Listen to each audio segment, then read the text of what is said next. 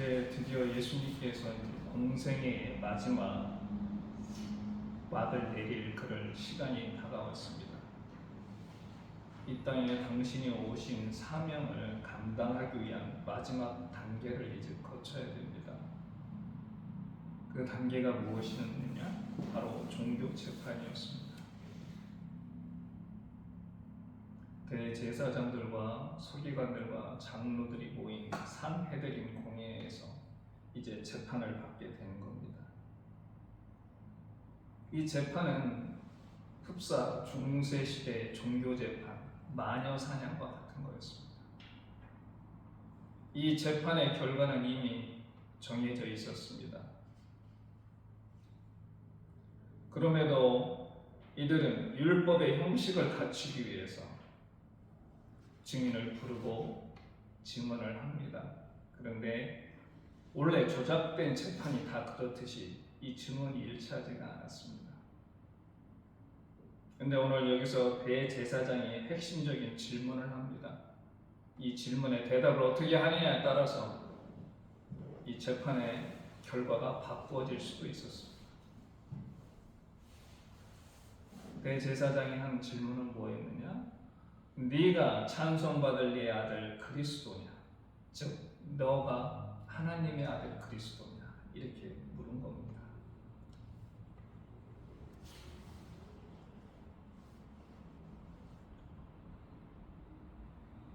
오랜 시간 교회는 예수님이 누구냐에 따라서 이단이 됐었고 정통이 되기도 했습니다. 우리 모두는 예수를 누구라고 생각합니까? 하나님의 아들 그리스도라고 생각합니다. 성 삼위일체, 성자 하나님이라고 우리는 신앙을 고백합니다.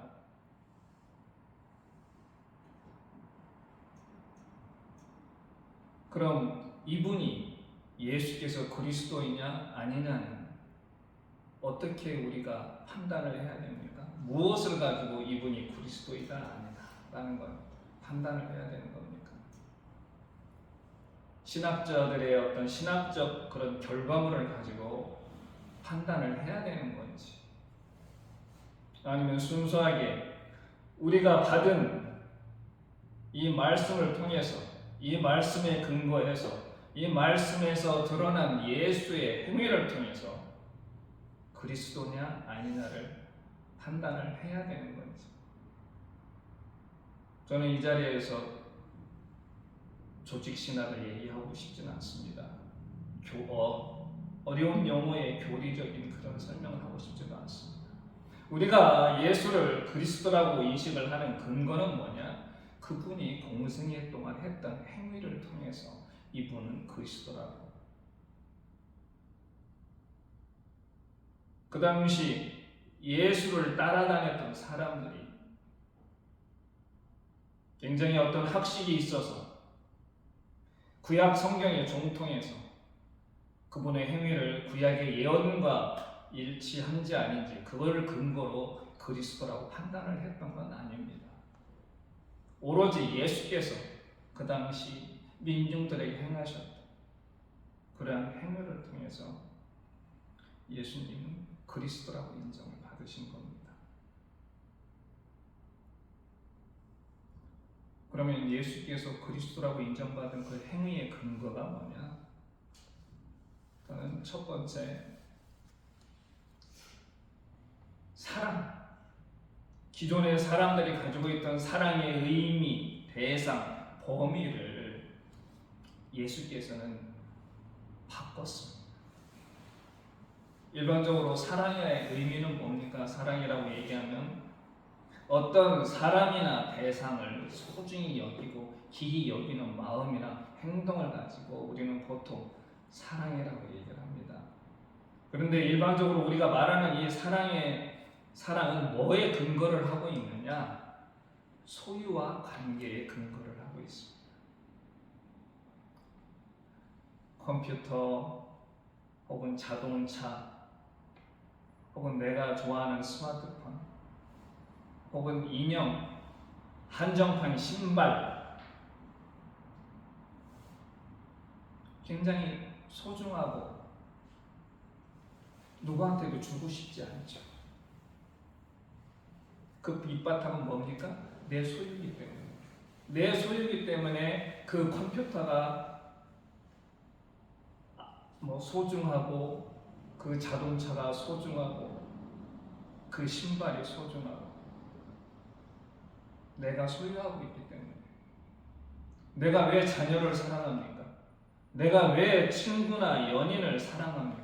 나와 관계를 맺고 있기 때문에 사랑을 하는 겁니다.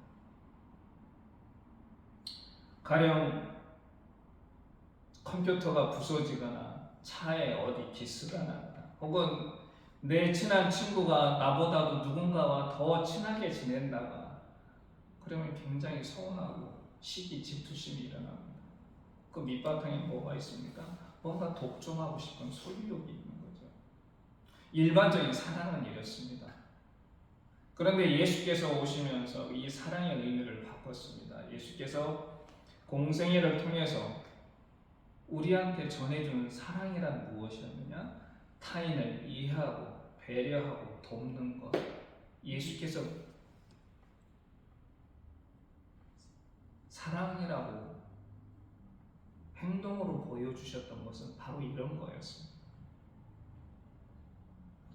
당신하고 아무 관계없는 사람, 그런 사람들을 돕고 이해하고 배려를 했습니다.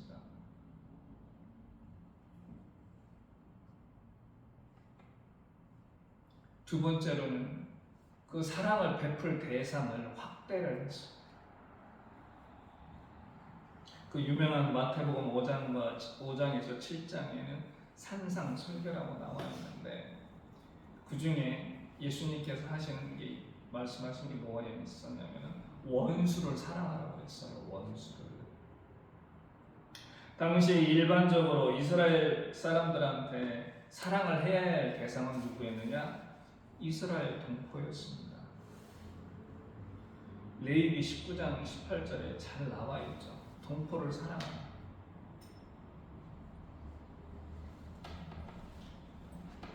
예수님 당시에는 누구였느냐? 정치적인, 그리고 종교적, 신학적 동지들, 그런 사람들이 바로 자기가 사랑해야 될 대상, 흔히 말하는 내 이웃을 내 몸같이 사랑하라고 했을 때 그 이웃의 범위가 바로 그런 사람들이었습니다. 바로 그런 사람들이 내가 사랑해야 될 대상이었던 거죠. 근데 예수께서는 뭐라고 말씀하셨냐면 원수까지도 사랑하라, 그렇게 말씀하신 겁니다. 그러면서 그 유명한 선한 사마리아인의 비유를 들으셨죠. 강도 만난 어떤 사람이 길 옆에 누워 있는데 거기에 제사장도 지나가고 레위인도 지나갑니다. 근데 그 두 사람 다 거들떠 보지도 않았습니다. 근데 거기에 누가 지나갔습니까? 사마리아인이 지나갔어요. 그런데 사마리아인은 자신의 돈을 아끼지 않고 그 사람을 응급처치해서 여관까지 바래가지고 치료해달라고 부탁을 합니다. 만약에 돈이 부족하면 내가 돌아와서 받겠다. 여기서 중요한 건 은혜를 베푼 사마리아인입니다. 사마리아인. 이스라엘 사람들과 사마리아인은 철천지 원수였습니다. 이스라엘에 그 당시 에세네파도 있었고 바리새파도 있었고 사두개파도 있었고, 비록 종교적, 신학적인 생각은 달랐지만 공통적으로 미워하는 대상이 누구였다? 사마리아인이었습니다. 제사장과 레위인, 그 다친 사람을 그냥 지나쳤던 거는 아마 무슨 사정이 있었겠죠. 예수님께서 그 사정이 뭔지는 말씀은 안 하셨죠. 근데 얼핏 생각하기에는 제사장과 레위인은 성전을 섬기는 사람들 아닙니까? 성전에서 봉사하는 사람들. 항상 정결해야 되죠. 혹 시체를 만져서 피 흘린 자를 만나서 부정을 타면 안 됐습니다. 아마 그런 이유도 있었을 줄로 믿어요. 근데 중요한 건 그 사람이 길 옆에 쓰러져 있는데 제사장과 레위인은 분명히 그 사람이 자기 동포였을 겁니다. 근데 사마리아인은 자기 동포도 아니고 자기를 철천지 원수로 여기는 유대인일 수도 있는데 그 사람을 어떻게 했습니까? 치료해주고 여관을 부탁해서 끝까지 책임지겠다 이런 얘기를 한 겁니다. 즉 기존 당시 예수 시대에 이스라엘 사람들이 갖고 있었던 사랑의 대상, 그 사랑의 대상을 예수께서는 쉽게 말하면 깨뜨린 거예요. 기존 사람들이 갖고 있던 그런 생각을, 그 편협하고 이기적인 그런 생각들을 깨뜨렸던 겁니다. 우리도 마찬가지지 않습니까? 누군가 길 옆에 쓰러져 있어요. 아무리 교회에서 이웃을 내 몸같이 사랑하라고 했지만 저 사람이 내 이웃인가 아닌가 순간적으로 판단을 하게 되죠.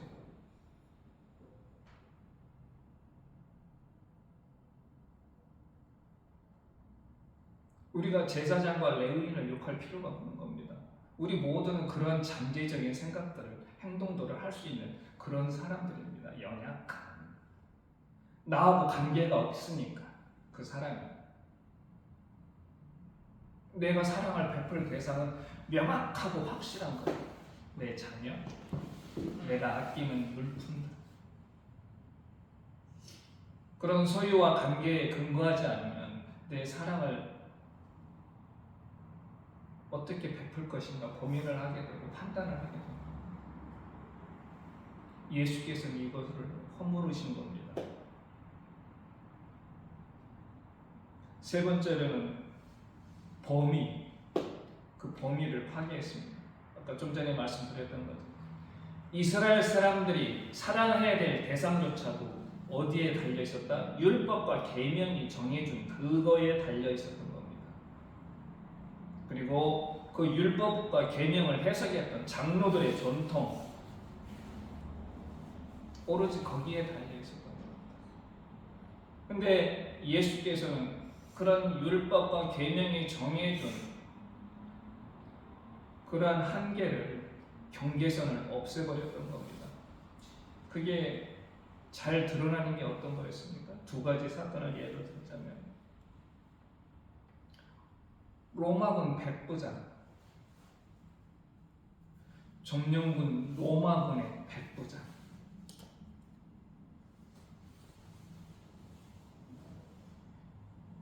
그 백부장의 하인이 중풍병이 들었는데 그 백부장이 와서 사정을 합니다. 저희 하인을 고쳐주십시오.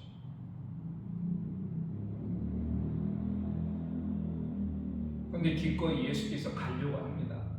이방인인데. 근데 그 백부장이 뭐라고 하나? 안 오셔도 됩니다. 말씀만 하시면 됩니다. 또 하나는 누구였나요? 스로보니게라는 말은 시리아와 페니키아라는 말의 합성어죠.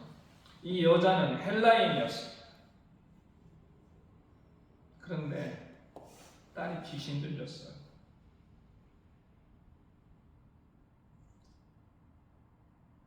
이 딸을 고쳐달라고 애원을 합니다.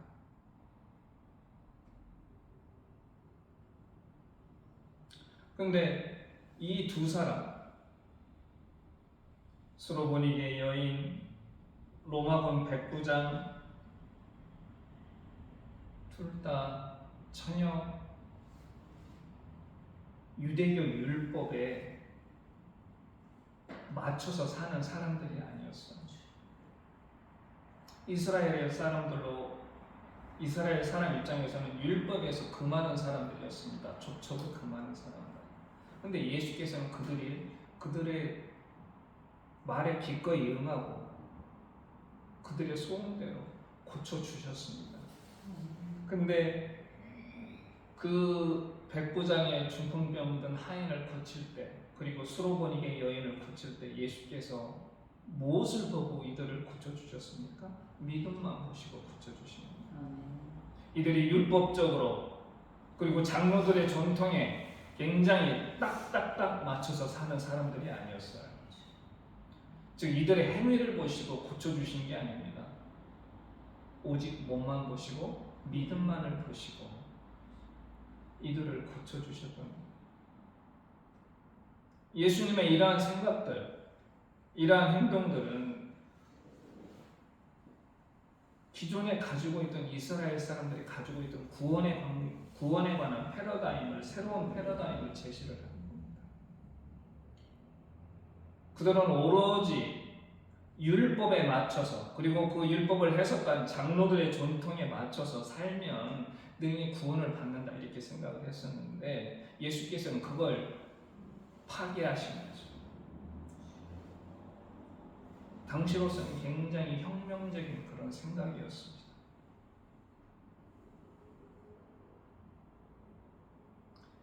복음서에 보면 이러한 네 믿음이 너를 구했다, 이러한 예수님의 말씀이 한두 구절 나오는 게 아닙니다. 예수께서 하고자 하신 말씀은 그거였어요. 너희들의 행위로 너희들이 구원받을 수 있는 게 아니야. 그 행위로 구원받는다는 그 밑바탕이 뭐냐? 내가 내 스스로 잘만 하면 나는 구원받을 수 있다, 이런 마음이 밑바탕에 깔려 있었던 거죠. 근데 예수께서는 그게 아니라 가장 중요한 건 믿음이다.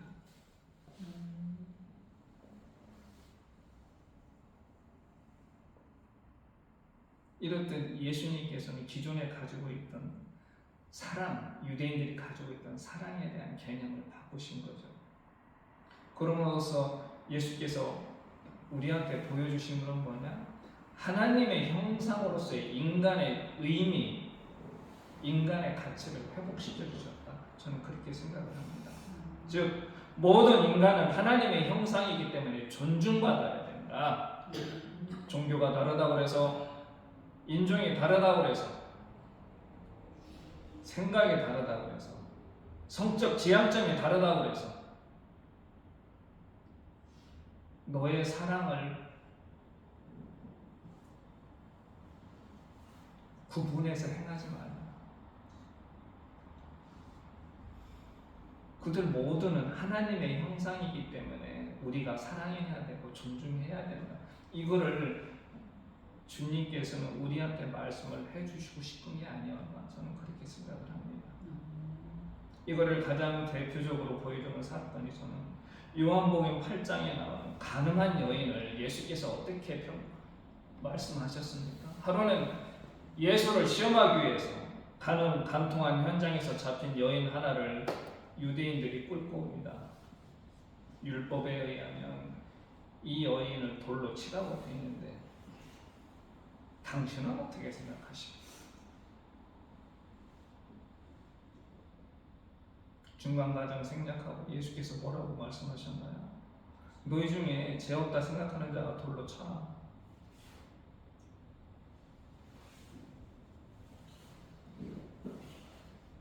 그들이 말한 율법에 근거해서 그들이 간통한 여인을 정죄했던 게 틀린 게 아닙니다. 실은 율법에 나와 있는 대로 했던 겁니다.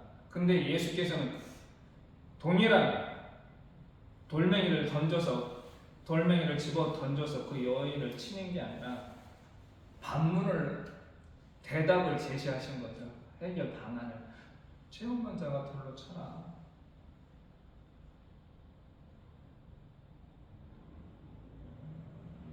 그리고 그 여인한테 뭐라고 얘기했습니까? 나도 너를 정죄하지 않겠다. 다시는 죄짓지 마라. 이 말 속에는 두 가지 의미가 있는 거죠. 회개하고 새 출발해라. 회개하고 거듭나라. 예수께서 니고데모한테 말씀하셨던 것처럼 거듭난 삶을 살아라. 우리는 어떤 사람의 행동을 보고 쉽게 정죄할 수 있고 그에 대한 잘잘못을 얘기할 수 있습니다. 대부분 보면 그 말이 틀리지가 않아요. 하지만 그거보다는 그 사람을 정죄해서 그 사람을 벌하기보다는 그 사람이 회개하고 새로운 출발을 할 수 있도록 도와주는 것, 그게 바로 그 사람을 하나님의 형상을 가진 하나의 인간으로서 존중해주는 더 좋은 방식이 아닐까. 예수께서는 이 가늠한 여인한테 그렇게 하심으로써 우리한테 새로운 길을 제시해 주신 것. 예수께서 하나님의 아들이라고 하는 두 번째 증거는 죄로부터 우리를 해방시켜 주셨다는 겁니다. 제가 말하고자 하는 것은 십자가에 달려서 당신의 피로 우리의 죄를 사해 주셨다. 저는 그런 얘기를 하고자 하는 게 아닙니다. 예수님은 공생에 하시는 동안 여러 병자들을 고치셨습니다. 중풍병자도 고쳤고 선천적으로 보지 못하는 사람, 걷지 못하는 사람, 여러 병자들을 고치셨어요. 근데 이 치유라고 하는 이 행위가 이스라엘 사람들한테는 굉장히 의미 있는 거였어요. 당시 이스라엘 사람들한테 병이라고 하는 죄책, 즉 그 사람이 죄를 졌거나 아니면 그들의 조상이 죄를 졌거나 두 가지 중에 하나예요. 그러니까 나는 아무 잘못도 없는데 그냥 나는 단지 장애만 가지고 있는데 죄인으로 낙인 찍히는 거예요. 아니 아픈 것도 서러운데 내가 태어날 때 앞을 못 보고 태어나고 내가 소아마비로 태어나고 내가 어떤 기형아로 태어나고 나는 아무 잘못도 없는데 그냥 그 사람들의 내 인식 속에 죄인이라는 주어 글씨가 딱 낙인이 찍힌 거예요. 그 사람이 완전히 병을 이겨내고 정상으로 회복되지 않는 한은 그 죄인이라는 낙인이 끝까지 그들을 쫓아가는 거예요. 쫓아다니는 겁니다. 그래서 예수께서 병을 고치시는 그 행위가 단순하게 육체를 정상으로 돌리는 것뿐만이 아니라 그들을 죄의 고통으로부터 해방시켜주는 행위였다. 육신뿐만이 아니라 영혼도 회복시켜주는 그런 행위였다는 겁니다.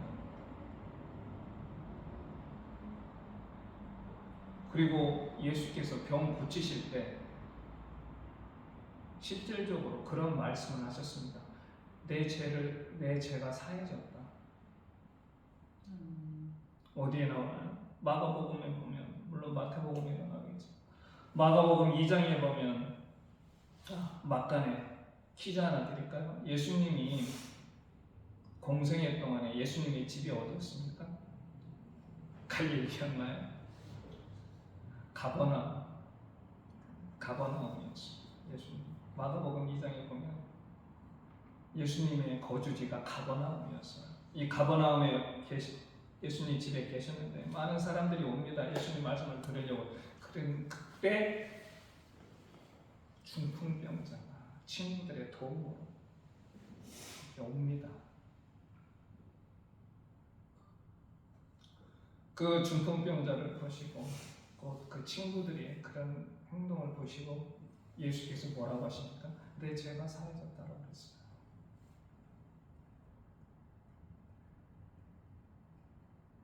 거기서 마침 예수의 말씀을 들으려고 왔던 서기관들하고 논쟁이 붙습니다.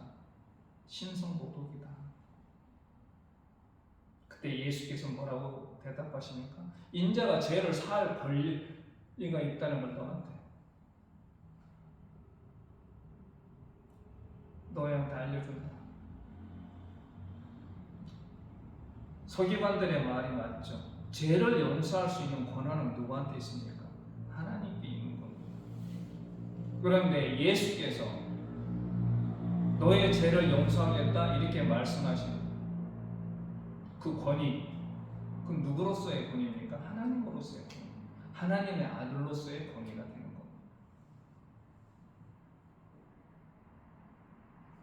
육신의 질병으로 고통받는 사람에게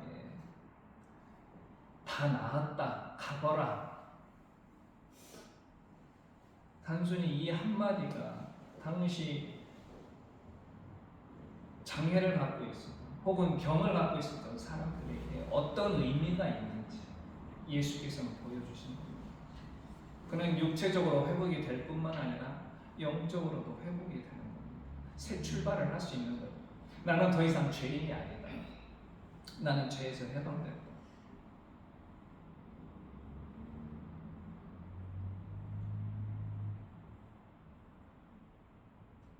그리고 예수께서는 그러한 행위가 바로 죄를 사해주는 행위임을 사람들에게, 그리고 내가 그러한 권위가 있으면 사람들에게 알리셨던 겁니다. 당신 스스로 내가 메시아다, 그리스도다 이런 말씀은 하진 않으셨지만 그러한 행위를 통해서 당신이 하나님의 아들이요 그리스도임을 세상 사람들에게 알리신 겁니다. 그리고 마지막으로 예수께서는 당신이 철저한 순종을 통해서 하나님의 아들이심을 우리한테 보여주셨습니다. 예수께서는 순종을 통해서 하나님이 누구신지, 하나님의 뜻이 무엇인지 우리한테 말씀을 해주셨습니다. 이스라엘 사람들이 생각하기에는 본인들의 율법이나 또 예언서나 예언서나 역사서를 통해서 그들이 만났던 하나님은 본인들이 잘못할 때 반드시 징벌하는 아주 무시무시하고 두려운 하나님이었습니다. 어떻게 보면 자비의 감정이라고는 없는 그런 분이었던 게 바로 하나님이셨습니다. 이스라엘 사람들에게. 그런데 예수께서 오심으로 해서 하나님은 어떤 분이시다? 사랑이시다라는 걸 우리한테 알려주신 겁니다. 그 유명한 요한복음 3장 16절에 이런 말이 있죠. 하나님이 세상을 이처럼 사랑하사. 어느 정도로 사랑합니까? 독생자를 주실 정도로. 독생자를 십자가에 달리게 할 정도로 세상을 사랑했다고 분명히 얘기를 하고 있습니다. 그것도 온 세상을, 단순하게 이스라엘뿐만 아니라 당신이 창조하신 온 세상을 사랑하신다. 예수께서는 순종하심으로써 하나님이 그런 분이라는 걸 우리한테 알려주신 겁니다.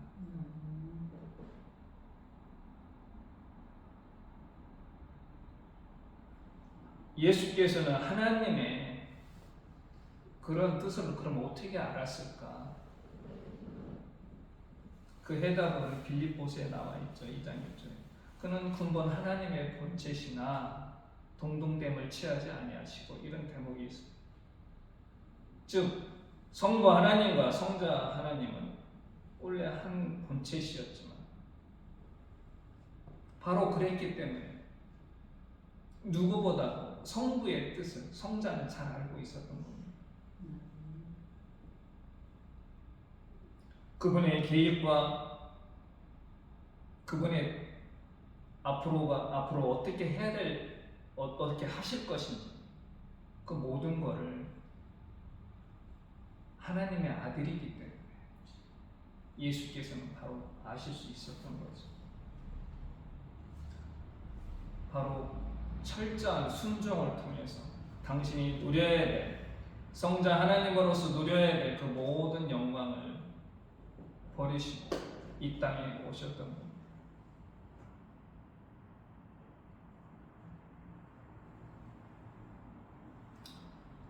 오늘 대제사장이 예수님께 네가 찬송받을 이의 아들 그리스도냐 이렇게 질문을 던지십니다.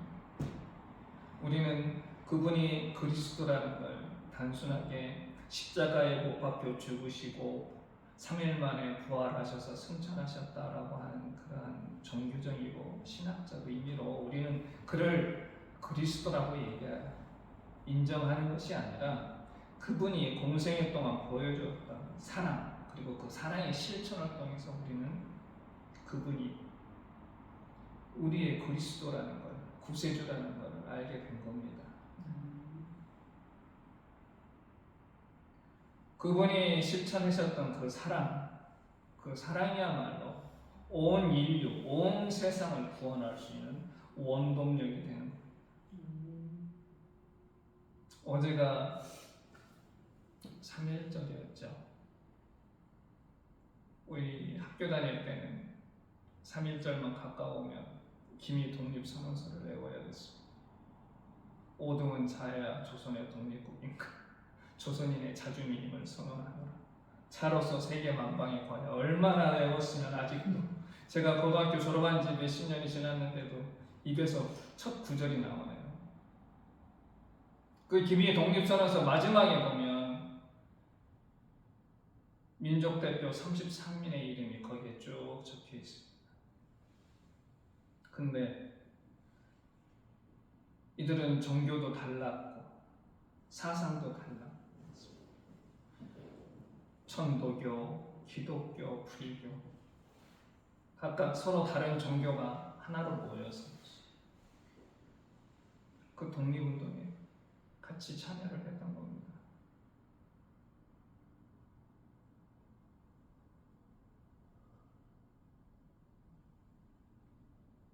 하지만 지금 요즘 돌아가는 세상을 보면 제가 떠오르는 단어는 딱 세 가지입니다.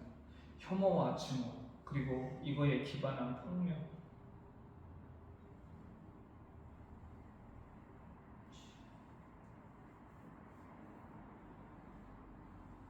나와 다른 생각을 갖고 있거나 다른 정치적 성향이면 그들의 말을 들으려고 하지 않고 대화조차 거부합니다.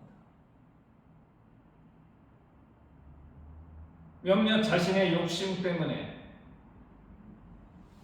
남성과 여성을 갈라치게 하고, 자신들의 욕심 때문에 예수께서 전하신 사랑을 왜곡하는 그런 사람들이 있습니다.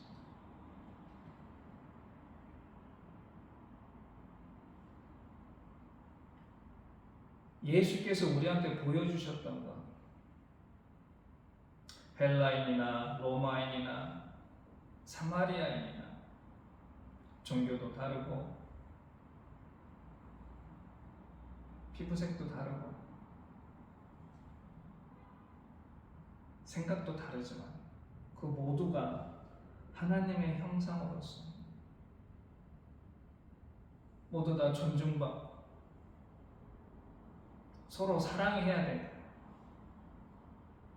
미움이나 증오는 우리한테는 아무것도 도움되지 않는다는 것을 예수께서는 공생애 동안 보여주셨습니다. 지금이야말로 바로 그런 것들이 필요하신 시기가 아닌가. 전 마지막으로 질문 하나 던지고 오늘 말씀을 마칠까 합니다. 사람이 사람답게 살려면 어떻게 해야 될 것인가?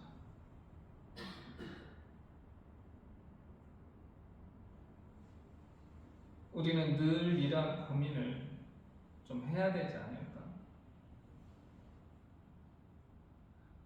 저 사람이 교회를 다니기 때문에 사랑해야 되고, 저 사람은 불교이기 때문에 미워해야 되고, 저 사람은 천주교이기 때문에 적그리스도라고 우리가 이렇게 판단하면서 살아야 될 것인가? 예수께서는 그렇게 하지 않으셨는데 그저 모두를 하나님의 형상을 가진 존재로서 사랑하고 존중해 주셨는데, 과연 오늘을 살고 있는 우리는 예수의 제자로서 어떤 모습으로 살아가고 있는 것인가? 정말 우리 마음속에 예수께서 말씀하신 내 이웃을 내 몸같이 사랑하라는 그 사랑이 있는가 한 번쯤 고민하는 그런 한 주간이 되었으면 좋겠습니다. 기도하겠습니다. 하나님 감사합니다. 오늘도 주님께서 마련하신 초소에서 저희가 예배를 드립니다. 저희는 주님의 제자로서 주께서 저희한테 보여주신 그 사랑을 실천하면서 살아가길 간절히 원하지만 저희들의 연약함으로, 저희들의 부족함으로 행동에 옮기지 못할 때가 너무나 많습니다. 지금 세상은 너무나 혼탁하고 미움과 증오만이 판을 치고 있는 그런 세상이 되었습니다. 이 혐오가 증오가 만연한 이 세상 속에서 저희가 주님의 사랑을 어떻게 하면 전할 것인가 고민하면서 실천하는 저희가 되기를 소원합니다.